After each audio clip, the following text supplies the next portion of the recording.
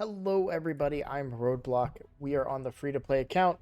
So we're going to talk about the wixwell fusion, but a couple of things I want to get out of the way first. I will be streaming live tomorrow starting at 10 a.m. Eastern Time. I am very, very excited for this stream because I will be pulling a bunch of shards, not only for my account, but also for other people's accounts. And I could even pull for your account if you want to use the streamer luck. And if you can show up for the live stream and you're a member of my channel, I will gladly pull your shards for you and see if I can get you anything interesting. So if you're interested in that, come hang out. If you just want to watch me pull a bunch of shards, come hang out for that as well. It's always a good time. If you just want to chat and watch me do progress towards the fusion, we'll be doing that as well. And I'll probably even mix in a little bit of Hydra because it is my day off and I got to get some Hydra in there during my day off. So we'll probably do that as well. All right. Now that that's out of the way, let's talk about the fusion. So I've got it pulled up over here. This is a typical fusion. We've got 4 events, each giving us a portion or giving us one of the rares that we will then use to fuse Arwid. Now, I kind of want to start from left to right here, but I want to get the elephant in the room discussed about first, and that is the summon rush here. Now, the summon rush, if you go far enough in the summon rush, you will be able to get the epic, which means that you could skip 4 events out of this series. Okay. Now, I want to start by saying if you have been preparing appropriately for this fusion, as I have, there's no reason to skip. The other concern, and this is a big concern, we don't know how many shards equal the epic. Now, I think I saw somewhere, and it may have been in my Discord for the YouTube channel. It may have been in my Discord for my clan. I think it was in my clan. Somebody said something like 12 sacreds or something like that. This is a completely unconfirmed number, but either way, I suspect the number of sacreds to be very, very high to go and get this epic. By the way, we use the measurement of sacreds when it comes to a summon rush because those are going to be the most points. That's the easiest, fastest way to get the points that you need would be to pull sacreds.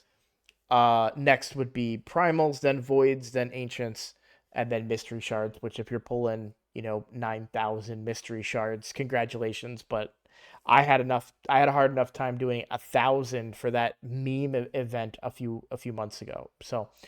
Um, so I just want to get that out of the way that I personally won't be I'm going to do the summon rush, but I'm not chasing the epic in it.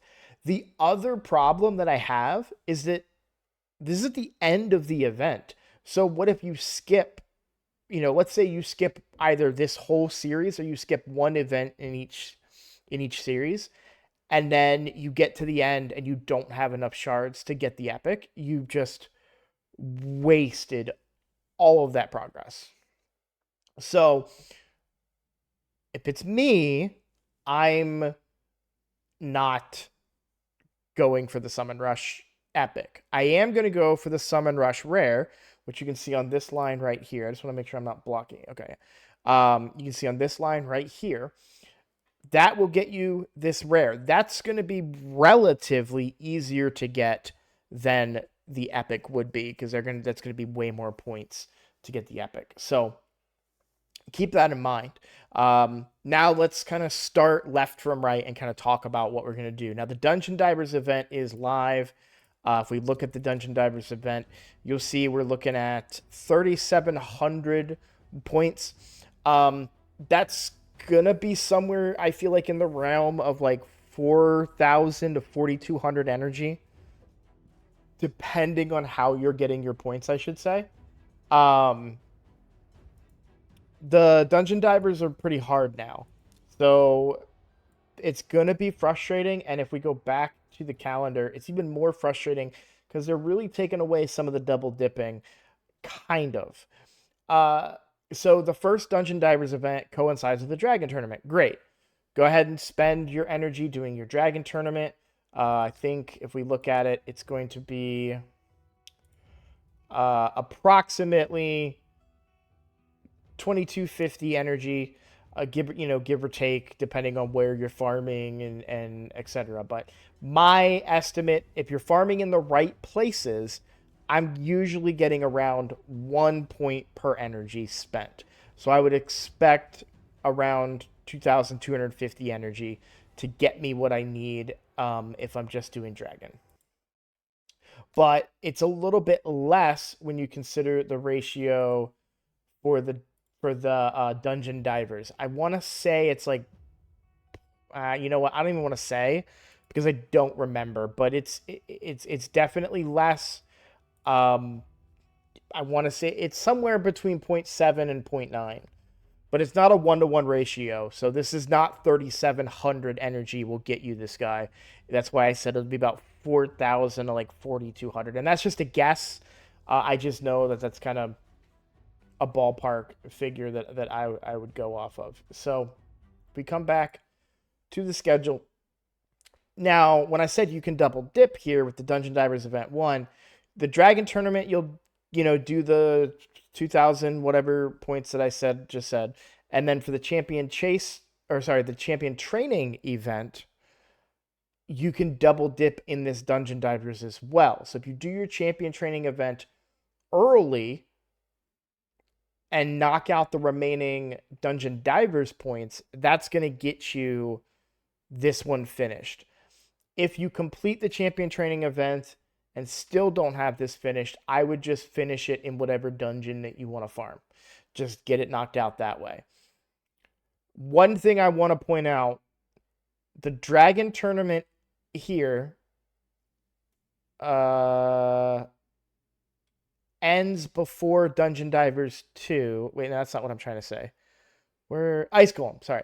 All right, so Ice Golem starts on Sunday, and the Dungeon Divers ends on Sunday. It looks like these overlap. Usually they don't. Usually these do not overlap. If they're on the same day, this one ends at Sunday, at a where there's a big enough gap between these two, because Sunday is 24 hours, so something could end Sunday morning and start Sunday evening. So usually in my experience, if they're on the same day, they're not necessarily overlapping, at least not in the way that you want them to. So don't count on that. Don't say, oh, I only need 300 more points in Dungeon Divers. I'll get it from Ice Golem tomorrow. They are very unlikely to overlap.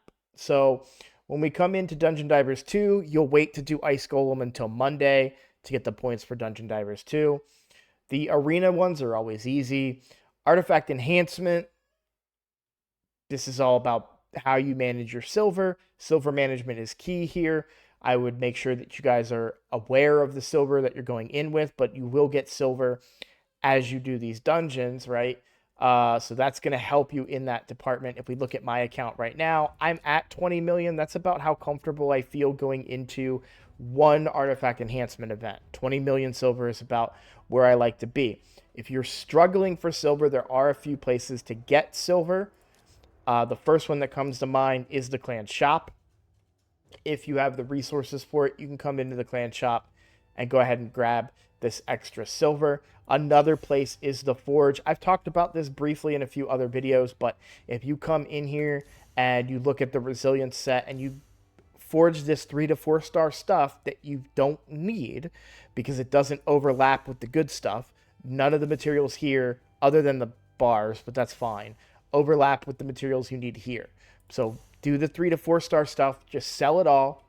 Get rid of it. It's just free silver on your account. It does cost silver to do it, but if you craft one piece, it's 1,000, 10,000 for 10 pieces. I made 12,000, right? So I made 11,000 silver off of 1,000 silver, right? So that's a great place to get silver. Good time to do a gear cleanse if you're like me and you're always right at the cap of gear. You can go through, do a gear cleanse, go piece by piece, analyze. Am I going to keep it? Am I not? Sell it. That's going to get you a bunch of silver too. Um, the other places, I know there's silver. I mean, it's worth mentioning. I don't like it. I wouldn't spend 200 gold bars on only 50,000 silver. That does not seem like a good value, but it's there if you're in a pinch. So there's probably some other areas that are just not coming to mind right now, but those are what some ways to get silver, and obviously just farming. And you're doing a lot of dungeon divers. You're going to be doing extra farming. If you're selling off that gear, you're going to be generating silver for your account. So let's go back to the calendar. So artifact enhancement, classic arena, the ice golem again. You're going to do that with this dungeon divers. Now this dungeon divers, again, probably won't intersect with anything. My guess is you're probably going to do ice golem here, starting on that Monday, and have to finish this dungeon divers too, either with whatever you have left in the champion training event, because those do overlap, or just whatever dungeon of your choice. You may not want to do Ice Golem. It may be your weakest dungeon. For my free-to-play account, it is my weakest dungeon. So perhaps other dungeons will become more valuable to you to do. Artifact enhancement number 2. We already talked about that. Those same rules apply. Fire Knight tournament is going to coincide. You're going to want to wait to do the Fire Knight tournament when Dungeon Divers 3 starts, so you can get your double dipping there. And then you do have the champion training tournament going along with Dungeon Divers 3 here. So you should be able to double dip here and do both the Fire Knight and the champion training and get a big chunk of this Dungeon Divers 3 done, at which point you'll probably finish that off with whatever dungeon that you want to. No, you could do Spider, sorry. You can finish. So this is a Dungeon Divers 3 is the easiest because you can triple dip. You're going to do Fire Knight, you're going to do champion training, and you're going to do Spider all during this Dungeon Divers. You won't need to do any extra. That's going to cover that Dungeon Divers event. Now, keep in mind, the Fire Knight running simultaneous to the champion training, these are both energy hogs. I would do the Fire Knight first, then go do the champion training tournament. The main reason I say that is the champion training tournament goes longer. You also, I kind of lost my train of thought. The champion training tournament goes longer, so you have more time, and you're going to want to kind of get as many extra points in the Dungeon Divers here. So I would do that second, and then do Spider to finish off the Dungeon Divers event, and then, of course, finish off the tournament. Classic Arena is easy. Artifact Enhancement again. This is probably going to be the easiest artifact enhancement because you will gain so much silver from these 3 tournaments right here.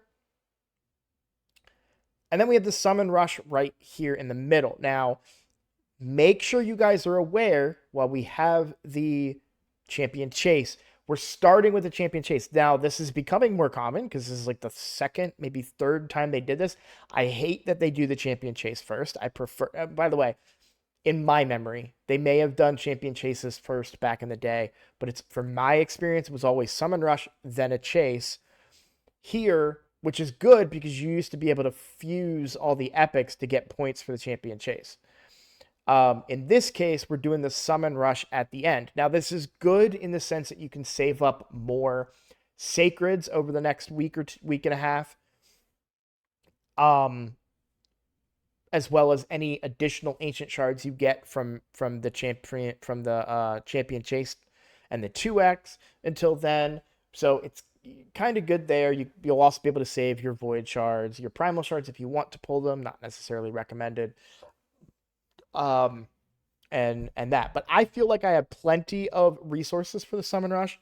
I will likely pull every single one of my ancients during tomorrow. When I'm on stream, I will probably pull every single one of them. We're in a 2x champion chase. I'll pull those and then supplement with any other things I need to do, whether it's getting one of my fragment summons. I could pull helmet, I would probably pull him first, and then maybe Drexstar or Yannicka to round out the points. Like I said, you won't be able to fuse the epic. You could perhaps wait until, like, let's say that you get Dungeon Divers 1, Dragon Tournament done, Champion Training event done, but you're low on Champion Chase. You could perhaps wait and do Artifact Enhancement 1 on Saturday, and then use those 4 to fuse one epic and get you a little bit of extra Champion Chase points if you need it. Um, it's hard to say. The tournament isn't live until tomorrow, but if you've been saving and preparing, I know I had some people share screenshots in my chat, I think it was in my clan chat, asking like, hey, did I save up enough? And yeah, if you've saved up enough, you should be fine. Worst case scenario, maybe pop a sacred or 2. Don't do more than that, depending on how many I would, because I have 8. If you don't have 8, don't pop any. You just got to be mindful of what resources you're spending on the champion chase here, and making sure you leave enough for the rush at the end. So in my case, I know I'm going to do fine in the champion chase because I can just pull 2 legendaries if I need it, or pull an epic if I need it. And then of course, whatever epics and legendaries I get from the ancient shards. So another thing to note, if you use RSL Helper, it's likely going to be down for the next several days because of the patch. For me, I am not going to have it for tomorrow, which is very frustrating. So I'll keep manual. I'll write down my Mercy for my Mercy tracker so I can update it later. But and it's also going to prevent me from playing both accounts at the same time. So I'm going to have to do one on my phone and set up, multi-battles and auto-battles and stuff. But all the more reason that, like, tonight, for example, this game is going to be running.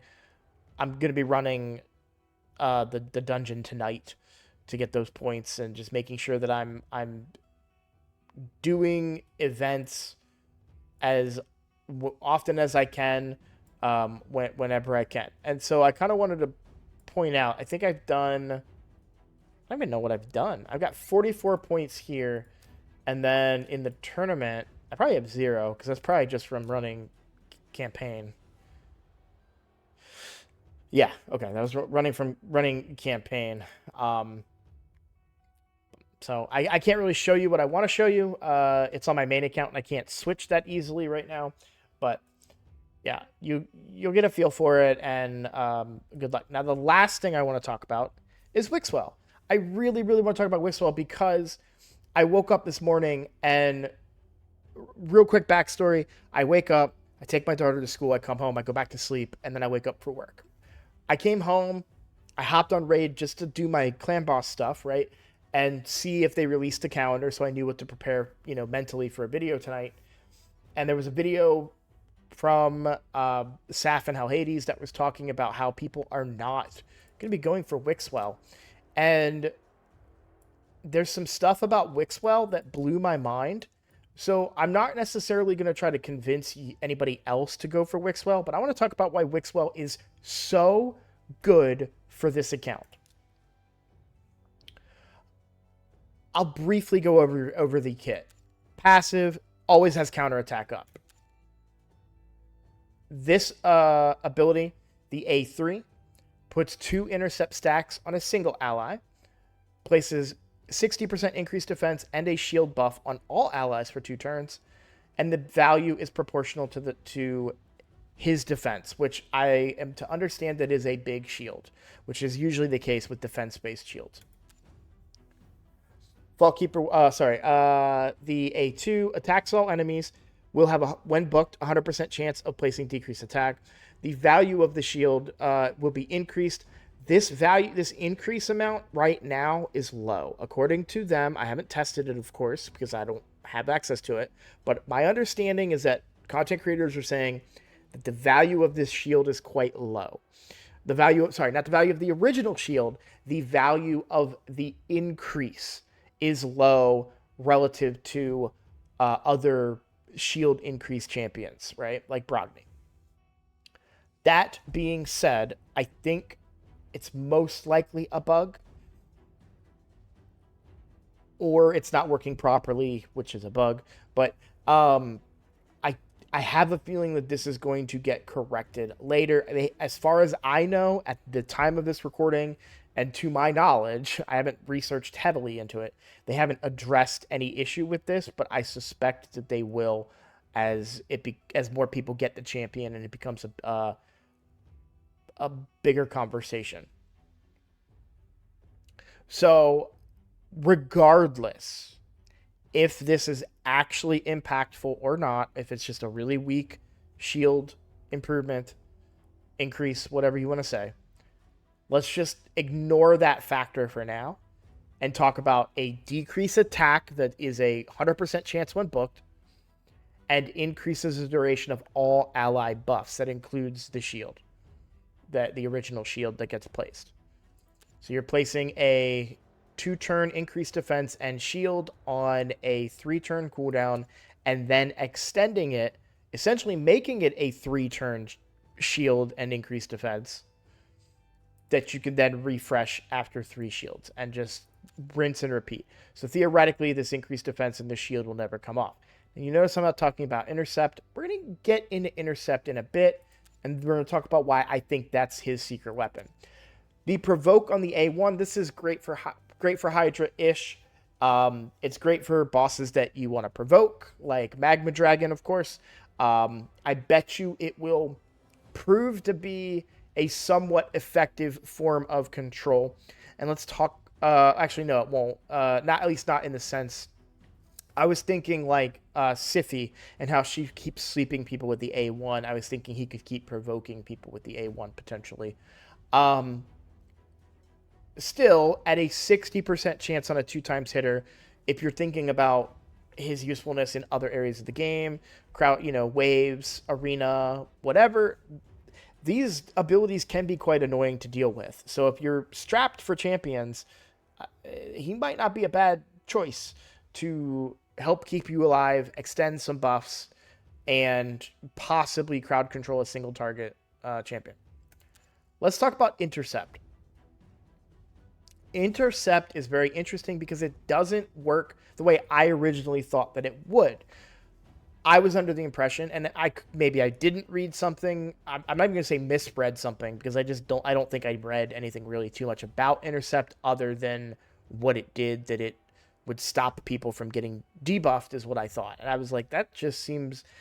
honestly, I read it, and my initial thought was, that sounds like block debuffs with extra steps. So let's get in here and actually analyze what it does. Intercept. Okay. So intercept doesn't work. It doesn't have intercept doesn't work like a traditional buff. It doesn't have a timer. So the intercept buff will block any attempt to place a crowd control debuff on a champion, even if it is specified in the enemy's skill that the debuff itself cannot be blocked. This includes stun, sleep, freeze, provoke, fear, true fear, petrification, and sheep. Right out the gate, I want to point out that it only blocks crowd control debuffs, meaning that it's not going to get removed or a charge won't be used a la a poison or a decreased defense or a slow or anything like that. Crowd control these hard CC abilities. A champion can receive multiple stacks of the intercept buff. Each intercept stack will block one attempt at placing a crowd control debuff. After the attempt, one intercept stack will be removed. The intercept buff has no duration and therefore cannot have its duration increased or decreased. The intercept buff also cannot be spread to ally champions. So I have seen some conversation where people said, oh, you can buff spread it. No, you cannot. However, what I love about this is that it's a stack mechanic. why is this good for my account? I'm only going to focus on my account because your account may be different, but I want to talk about why this is good for me. I don't have a big cleanser, and I don't have a block debuffs to mitigate the stun in Clan Boss on my team, on my account. You may, I don't. This can actually block the stun for me. And I'm sure you're thinking, well, you can only put it on one champion, but here's the key.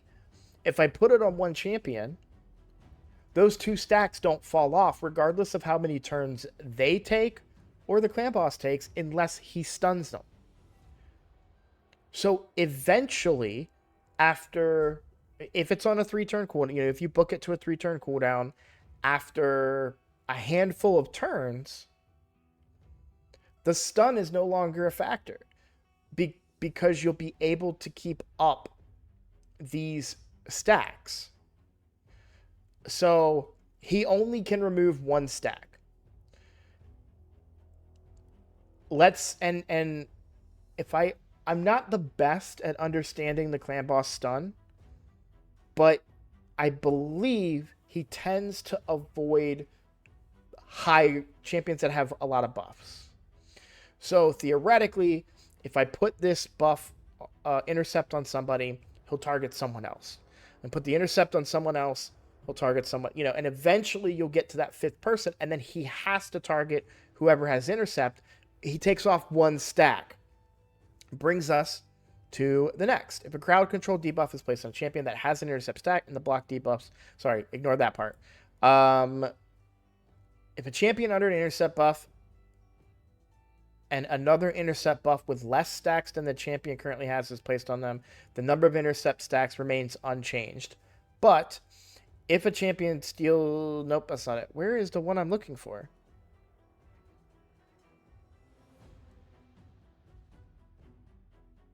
Is placed on...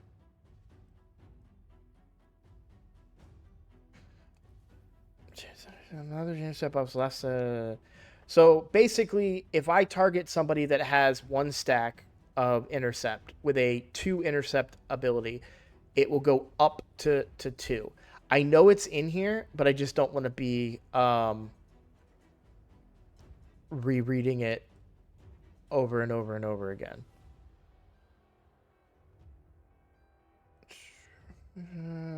So yeah, but that's how it works. So eventually, after all 5 champions have intercept, when one of them gets stunned, they won't, or targeted by the stun, they won't get stunned. Now they have 1 stack of intercept still, and then I'm assuming the AI, this is an assumption, I'm assuming the AI is smart enough to say, everyone has 2 stacks, this guy has 1 stack, let me add intercept back to him and bring him back up to 2 stacks.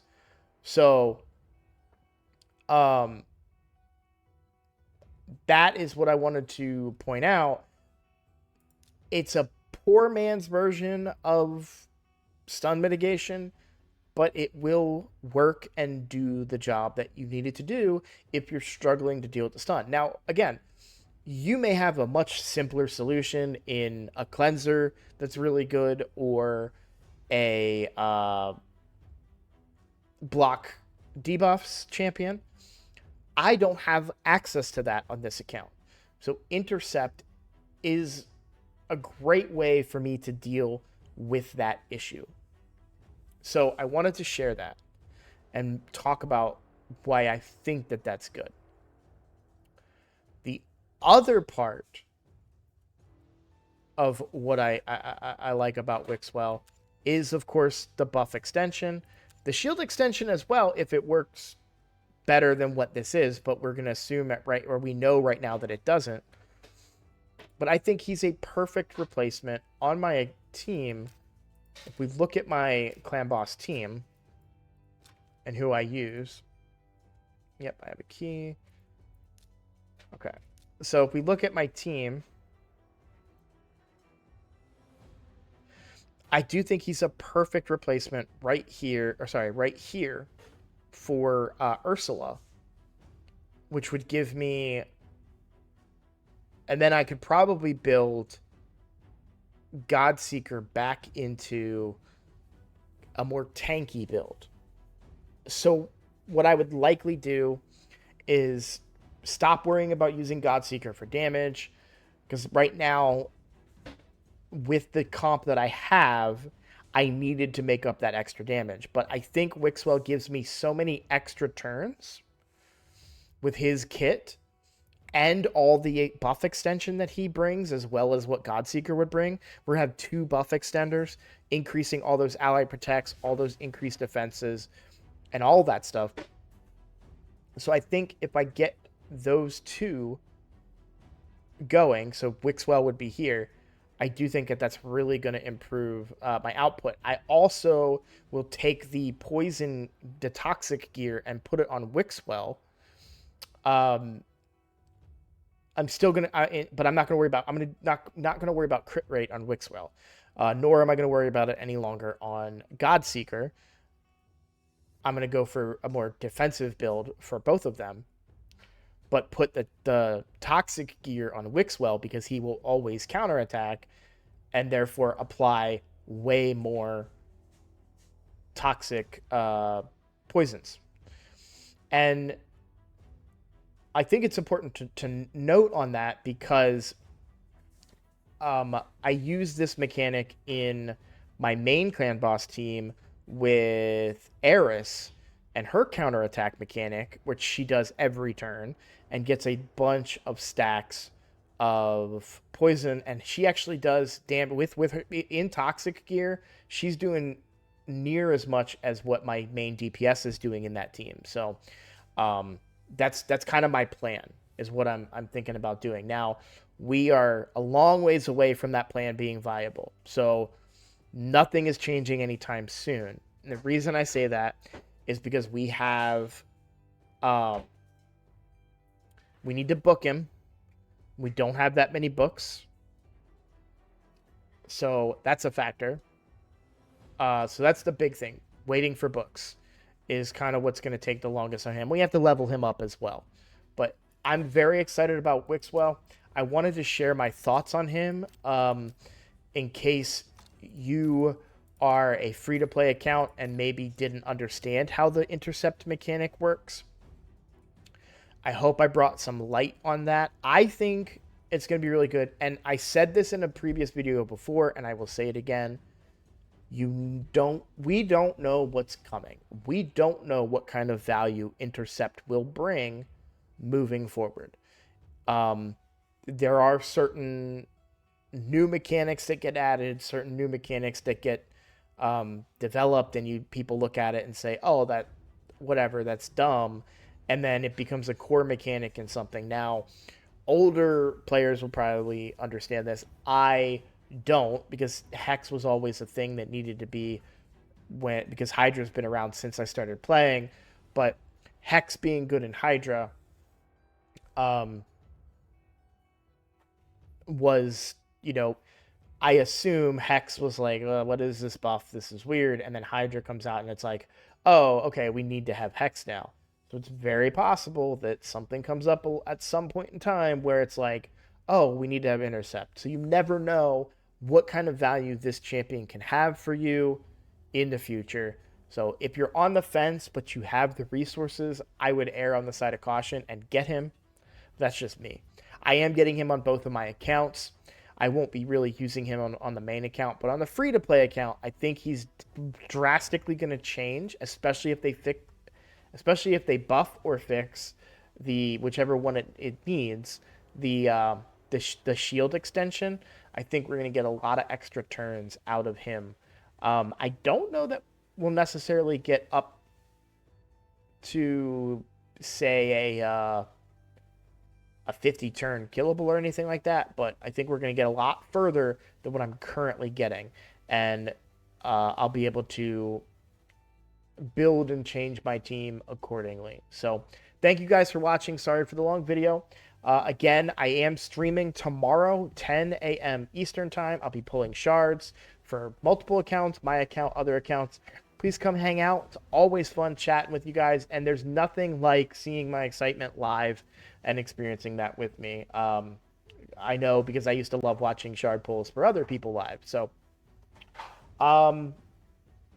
The best, by the way, if you don't want to forget, the best way to know when I go live tomorrow will be to subscribe to the channel and click the bell for notifications so you'll know as soon as I go live. Thank you all for watching, and I'll see you in the next video.